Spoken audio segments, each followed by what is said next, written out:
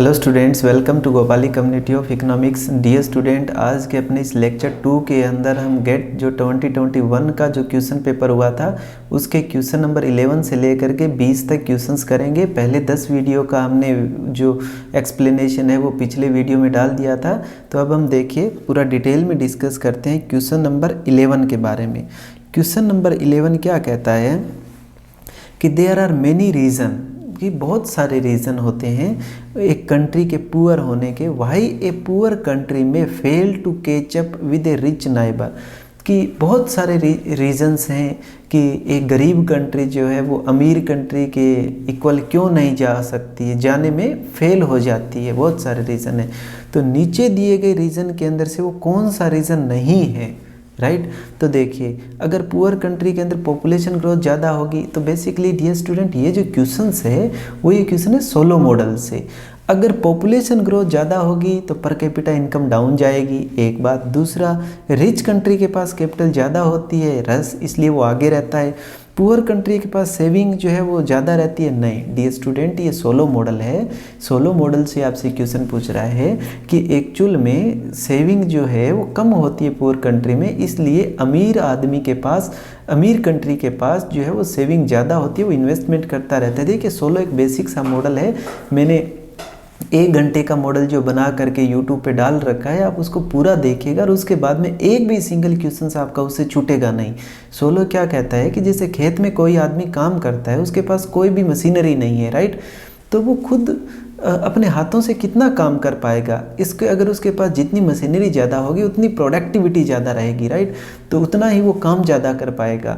तो वो सोलो जो बेसिकली मॉडल में बात करते हैं वो कहते हैं कि प्रति व्यक्ति इनकम, प्रति व्यक्ति कैपिटल का जो है वो फंक्शन होती है, राइट।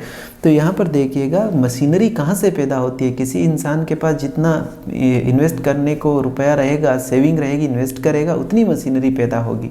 तो बेसिकली सेविंग रेशियो जो है वो पुअर कंट्री में हाईएस्ट नहीं होता, तो ये रीज़न नहीं है। तो ये आंसर हो जाएगा आपका रिच कंट्री ट्रेड से। यस, देखिए, रिच कंट्री जो होती है, हम secular deterioration of terms of trade पढ़ते हैं कि जो रिच कंट्री होती है वो मैन्युफैक्चर्ड आइटम पैदा करती है और उसकी income elasticity demand greater than 1 होती है। लेकिन जो अंडर डेवलप या पुअर कंट्री होती है वो प्राइमरी गुड्स को पैदा करती है और उसकी जो गुड्स है उसकी डिमांड इनकम इनइलास्टिक होती है, उसकी वजह से उसके टर्म्स ऑफ ट्रेड है वो अगेंस्ट ही रहती है। तो ये जो है वो बेसिकली डियर स्टूडेंट राइट बात है। तो आंसर हो जाएगा ये वाला, ठीक है। अब नेक्स्ट क्वेश्चन देखिएगा, बहुत इंपॉर्टेंट और इंटरेस्टिंग सा क्वेश्चन है कि अगर 2 कंट्री है, right, increase foreign national income increase होती है तो क्या होता है। तो पहले, इससे पहले हम इसका एक बैकग्राउंड देखते हैं। डियर स्टूडेंट देखिए, बैकग्राउंड देखें तो कि हमारा जो एक्सपोर्ट है वो डिपेंड करता है हमारे एक्सचेंज रेट पे, और दूसरा हमारा डिपेंड करता है हमारा एक्सपोर्ट फॉरेन की इनकम पर, राइट। ये मैं बेसिक इकोनॉमिक्स की बात कर रहा हूँ। हमारा जो इंपोर्ट है वो डिपेंड करता है एक्सचेंज रेट पे और हमारी डोमेस्टिक इनकम पे। अगर वाजिब सी बात है हमारी इनकम ज़्यादा होगी तो हम बाहर से ज़्यादा मंगवाएंगे, राइट। तो देखिए डियर स्टूडेंट, अब ये हमसे बात जो कर रहा है वो कर रहा है फॉरेन इनकम की। अगर फॉरेन इनकम की ज़्यादा है तो हमारा एक्स बढ़ेगा, एक्स बढ़ने का मीनिंग है नेट एक्सपोर्ट बढ़ेगा, ठीक है। तो अब देखिए, यहाँ पर मैंने एक एक्सप्लेनेशन बनाई है कि ये आपने लिया पहले एक एक्स एक्सिस और वाई एक्सिस। ये मैंने ब्लैक, डियर स्टूडेंट एक बात बोल रहा हूँ मैं, तुम ये जो ब्लैक कलर और जो रेड कलर है उसका बहुत ज़्यादा इंपॉर्टेंस है। आप ऐसे मत मानिएगा कि ये मैंने यहाँ पर ब्लैक और रेड लिखा तो ये जर्नली लिख दिया। नो नो, इकोनॉमिक्स में एक्सेंट और एक्सपोस्ट बहुत ज़्यादा इंपॉर्टेंस है। और बेसिकली ये केंजियन मॉडल, क्रॉस मॉडल के अंदर और ओपन मैक्रो इकोनॉमिक्स के जो मॉडल है मूडल फ्लेमिंग उसके अंदर। तो यहाँ पर रीज़न है, तो देखिए ये हमने लिया ब्लैक लाइन का और यहाँ लिखा एएस। एएस का मीनिंग है एग्रीगेट सप्लाई, यानी जो जीडीपी के 3 मेथड होते हैं, प्रोडक्शन और कंजप्शन और एक्सपेंडिचर, राइट। तो हमने यहाँ से कहा है कि जीडीपी प्रोडक्शन से और जीडीपी एग्रीगेट डिमांड से दोनों से इक्वल आएगी, इसलिए ये ब्लैक लाइन 45 से जाएगी। तो यहाँ अनकंडीशनली मैंने उनको इक्वल लिखा है। क्लियर हो गई बात। अब देखिएगा, केंजियन कंजप्शन फंक्शन जो आपने पढ़ा होगा वो लेने के बाद ये हमारा बन गया क्लोज्ड इकोनॉमी का। यहाँ देखिए मैंने एक्सपोर्ट इंपोर्ट कुछ भी नहीं लिखा है, ये हमारा क्लोज्ड इकोनॉमी का बन गया, राइट। अगर ओपन इकोनॉमी का बनाएं तो एक्सपोर्ट माइनस इंपोर्ट लिखेंगे, राइट। तो यहाँ पर एक छोटा सा करेक्शन है वो कर लीजिएगा, यहाँ पर ये क्या आ जाएगा माइनस, राइट। तो और ये प्लस हो जाएगा हमारा एक्सपोर्ट, राइट।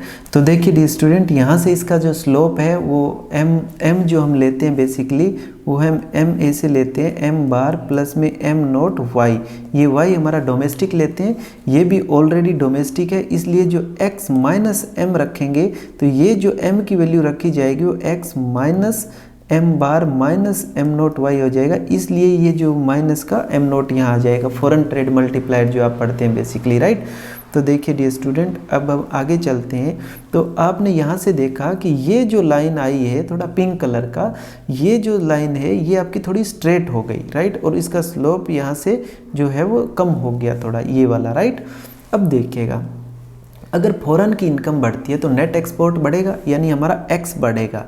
एक्स बढ़ेगा, इस लाइन में तो एक्स आया हुआ नहीं था, इसलिए मैंने इस लाइन को चेंज नहीं किया।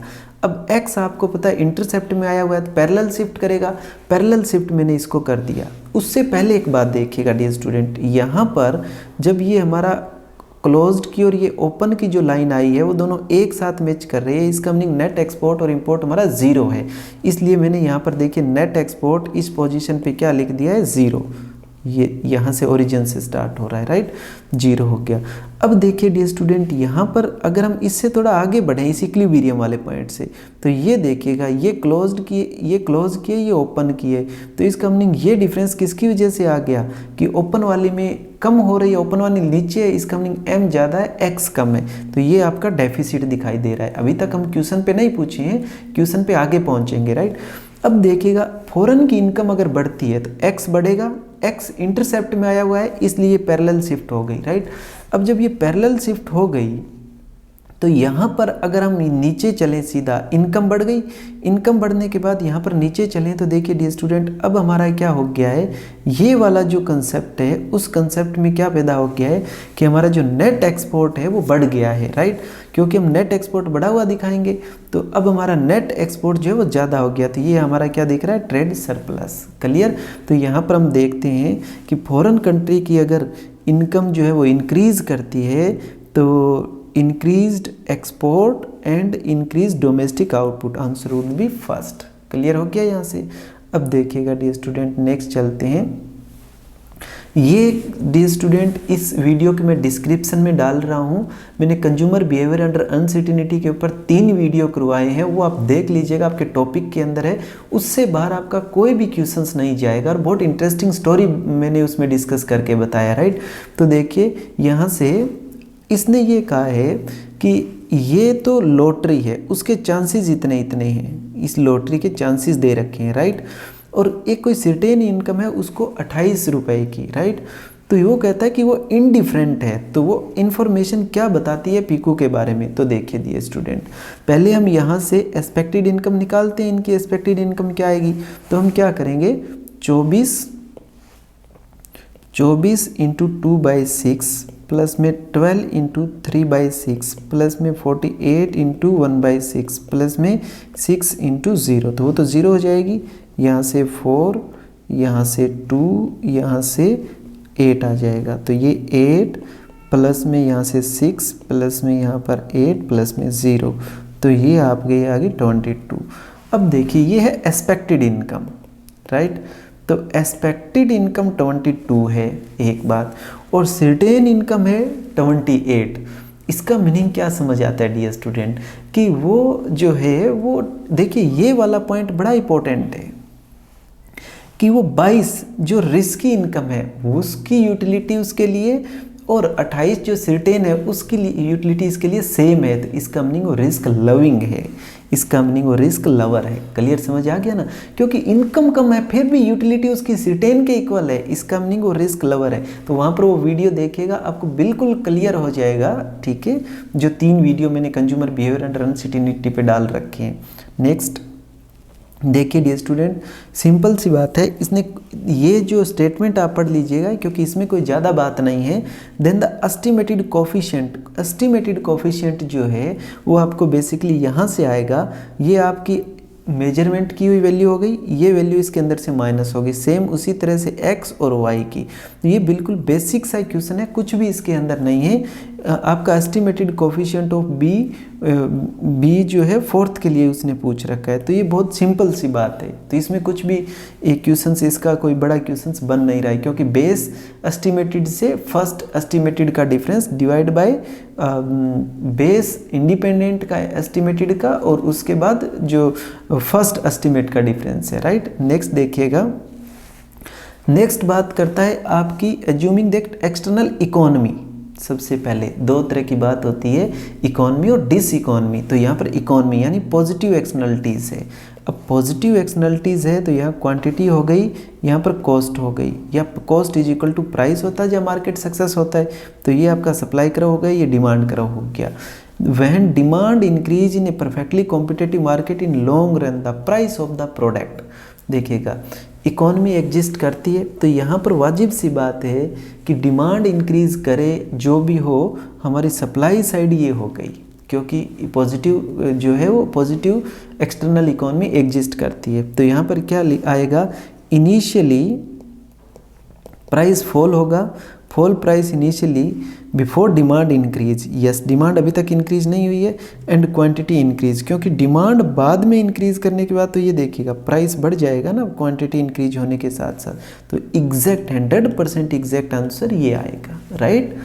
नेक्स्ट क्वेश्चन देखिएगा, सिंपल सी बात है, बाइनोमियल यूटिलिटी फंक्शन दे रखा है और आर की वैल्यू ग्रेटर, डब्ल्यू की वैल्यू ग्रेटर देन 1 दे रखी है। तो वाजिब सी बात है इंक्रीजिंग और individual display increasing relative risk aversion.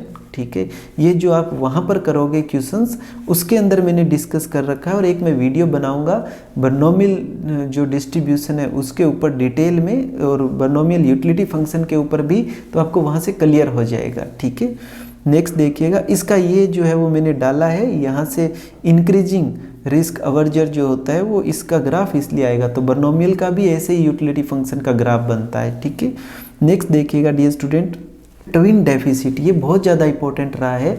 Twin deficit बोलते हैं फिजिकल डेफिसिट को और करंट अकाउंट डेफिसिट को। तो करंट अकाउंट में ट्रांसफर पेमेंट तो आएगा ही आएगा। ठीक है, तो हम डिस्कस करते हैं। देखिए, जीडीपी हमारी कहाँ से आती है, C plus I plus G plus X minus M. जाती कहाँ पर है, c is equal to C plus S plus T, Y is equal to C plus S plus T, दोनों को इक्वल रख देते हैं। तो c plus S plus T is equal to C plus I plus G plus X minus M. c से c cancel हो गया, s माइनस आई इधर ले आता हूँ तो z, अब देखिएगा z प्लस माइनस टी हो गया और प्लस में x माइनस एम हो गया। अब देखिएगा डियर स्टूडेंट, आपको एक चीज़ का मालूम होगा, टी एक्स माइनस एम हो गया, और जो ट्रांसफ़र पेमेंट होती है, जो ट्रांसफ़र पेमेंट होती है हमारी बेसिकली, वो जो यहाँ पर आपने क्या किया, टी जो टैक्स है वो आपने इसके अंदर माइनस किया है। तो ट्रांसफ़र पेमेंट तो ऐड होती है करंट अकाउंट के अंदर, तो यहाँ पर आप प्लस में ट्रांसफ़र पेमेंट कर देंगे। तो अब देखिएगा हमारा क्या बन गया, एस माइनस आई सॉरी, हम क्या उठा के लाए इधर से, आई उठा करके लाए हैं ना, ये वाला आई। तो जी प्लस टी आर माइनस आई माइनस टी, और ये वाला आपका प्लस एक्स माइनस एम। ये बेसिकली आपका क्या आ जाएगा, आंसर आ जाएगा थर्ड। क्लियर हो गई ये बात। तो अब देखिएगा dear student, next question, if the expectation about inflation are formed as per the rational expectation, then the short run Phillips curve would be। so interesting topic है डियर स्टूडेंट। मैं आगे आने वाले दिनों में फिलिप्स कर्व पे एक video डालूंगा, क्योंकि इस वीडियो के इस टॉपिक के ऊपर एकेरलुप ने भी अपने नोबेल प्राइज़ में एक बात कही है कि देखिए सबसे इम्पॉर्टेंट जो वेरिएबल है इकोनॉमिक्स में वो फिलिप्स कर्व है। तो मेरे स्टूडेंट्स को जो मैं करवाता हूँ वहाँ से मैं आपको ये स्टोरी डिस्कस करूँगा फिलिप्स कर्व के बारे में। तो यहाँ पर मैं बहुत शॉर्ट में डिस्कस करूँगा। देखिए, सबसे पहले A.W. फिलिप्स ने यूके के बारे में डेटा लिया, और उन्होंने जो डेटा लिया वो बेसिकली जो उन्होंने अपनी बात जो रखी वो 1958 में रखी, लगभग 98 साल के उन्होंने डेटा लिया और उन्होंने एक चीज़ देखा कि नॉमिनल वेज और अनएम्प्लॉयमेंट के बीच में नेगेटिव रिलेशनशिप देखा। तो ठीक जस्ट उसके बाद सैमुअल्सन और सोलो जो हम क्लास में जो करते हैं वो तो हम जो रिसर्च पेपर है उनसे करते हैं, लेकिन मैं यहाँ पर आपको शॉर्ट में ये जो मेरे बच्चों का प्रोजेक्ट बनाया हुआ है क्लास के अंदर वहाँ से फ़ोटो ले करके मैं एक्सप्लेन कर रहा हूँ कि सैमुअल्सन और सोलो का भी इंटरेस्ट जगा और वो भी यूएस की इकोनॉमी के लिए उन्होंने भी डेटा लिया और 1960 में उन्होंने भी देखा कि इन्फ्लेशन और अनएम्प्लॉयमेंट के बीच में नेगेटिव रिलेशनशिप है। ठीक है, उसके जस्ट बाद 1960 में मिल्टन फ्रीडमैन ने अपना एनालिसिस किया और एक प्रेडिक्शन किया कि देखिए ये सिर्फ शॉर्ट रन के अंदर एग्जिस्ट कर सकता है, लॉन्ग रन में एग्जिस्ट नहीं करता है।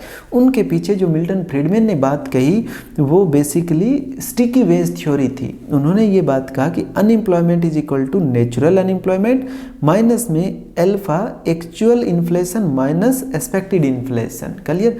अब एक बात देखिएगा, स्टिकी वेज थ्योरी क्या कहती है कि जब कोई भी फर्म किसी भी लेबर के साथ एग्रीमेंट करती है तो वो एक्सपेक्टेड इन्फ्लेशन पे कर लेती है पहले कि सपोज 5% इन्फ्लेशन आएगा उस पर कर लिया, लेकिन एक्चुअल में इन्फ्लेशन 10% रह गया तो यहाँ पर वैल्यू क्या हो गई, टोटल 5 पॉजिटिव हो गई। 5 पॉजिटिव का कुछ हिस्सा मान लीजिए कि मैं उसको 80 ले लूँ तो 4% हो गया। नेचुरल अनएम्प्लॉयमेंट 5 है तो 5 माइनस 4 कितनी वैल्यू आ गई 1, तो अनएम्प्लॉयमेंट कम हो गया ना, क्योंकि इन्फ्लेशन जो एग्रीमेंट हुआ था वो 4% और एक्चुअल में 5% एग्रीमेंट हुआ था, एक्चुअल में 10% चली गई। तो वाजिब सी बात है जो फर्म का मालिक है, ओनर है, उसको बेनिफिट हो रहा है तो ज़्यादा लेबर को हायर कर लेगा।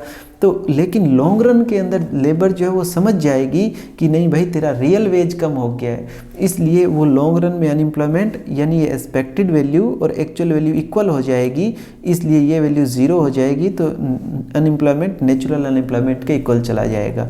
इस तरह से इन्होंने एक्सप्लेन किया, लेकिन मैं डिटेल में आपसे एक्सप्लेन करूँगा। अब क्या हुआ, मिल्टन फ्रीडमैन ने ये बात कह दिया कि सिर्फ शॉर्ट रन में इफेक्ट कर सकता है, लॉन्ग रन में एग्जिस्ट नहीं करेगा।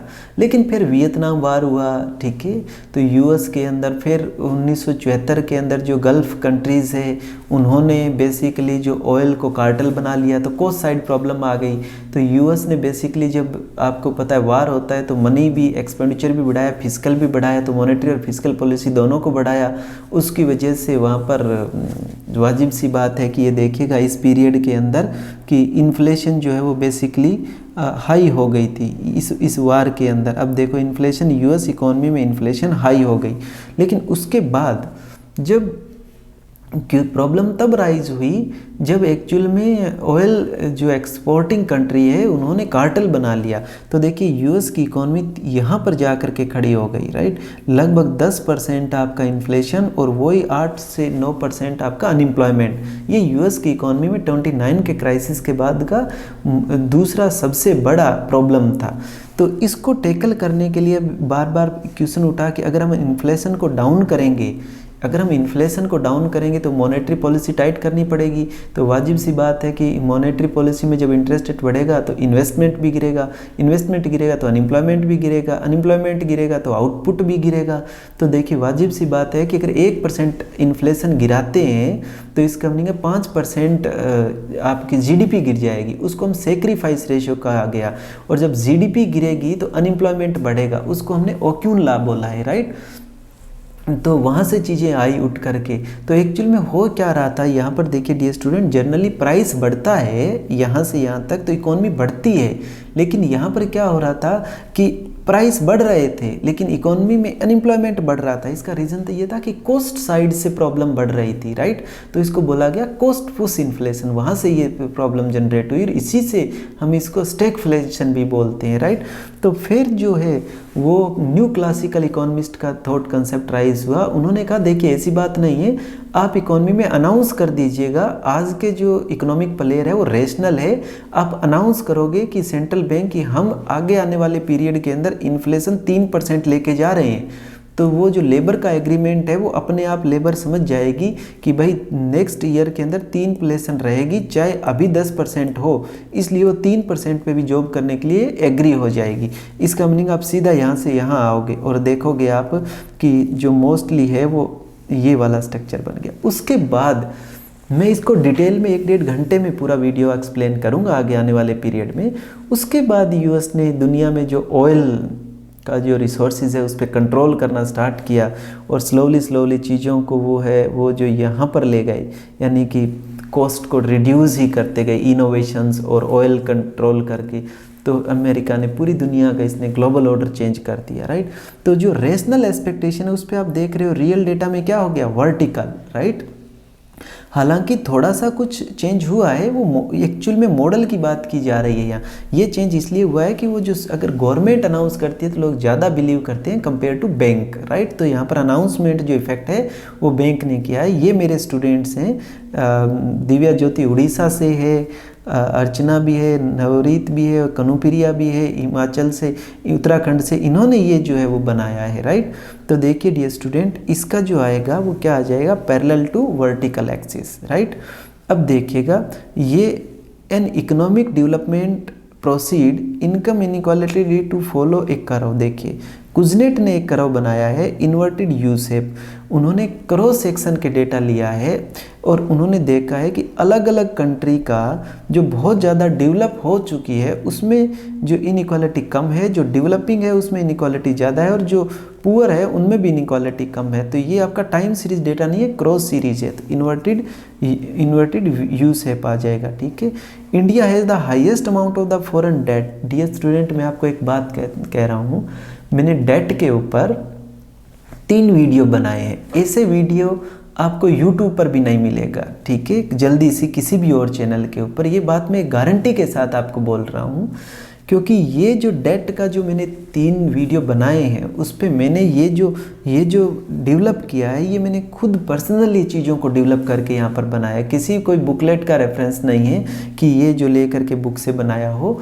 तो मैं आपको एक बात कह रहा हूँ, अगर 3 वीडियो आपके अगर देखने का हिम्मत है तो ज़िंदगी में इंडिया में डेट कितना है उसके ऊपर कोई कन्फ्यूजन नहीं रहेगा, कहाँ से डेट है। तो ये जो 3 वीडियो है वो भी मैं इस वीडियो के डिस्क्रिप्शन में डाल दूंगा, वो भी आप देखिएगा। और वाजिब सी बात है कि उसने दिया है कि डेट कहाँ से सबसे ज़्यादा ले रखा है। तो यहाँ पर देखिए टोटल जो डेट है वो हमारा 18-19 का बात कर रहा हूँ मैं, जो वीडियो में तो मैंने 20-21 का भी डाल दिया है। इतना डेट है, उस डेट का एक्सटर्नल बोरो इतना है, मार्केट बोरो इतना है। तो सबसे ज़्यादा कितना रुपये रहा, इतना परसेंटेज मार्केट बोरो है। तो यहाँ पर हम देख लेते हैं कि कॉमर्शियल बोरो जो है वो गवर्नमेंट का इंडिया का सबसे ज़्यादा है। तो dear student, consumer behaviour under uncertainty वाले 3 वीडियो और इस वीडियो के साथ में डेट के जो 3 वीडियो हैं वो इस वीडियो के आपको साथ में देखना है। फिर मैं नेक्स्ट वीडियो भी डालूंगा, ठीक है। हमारी प्रिपरेशन बहुत बेटर तरीके से मैं एनर्जी लगा करके आपका यहाँ पर काम करवाऊँगा, तो आप डेली के वीडियो करते रहिएगा, ठीक है। Thank you so much dear student.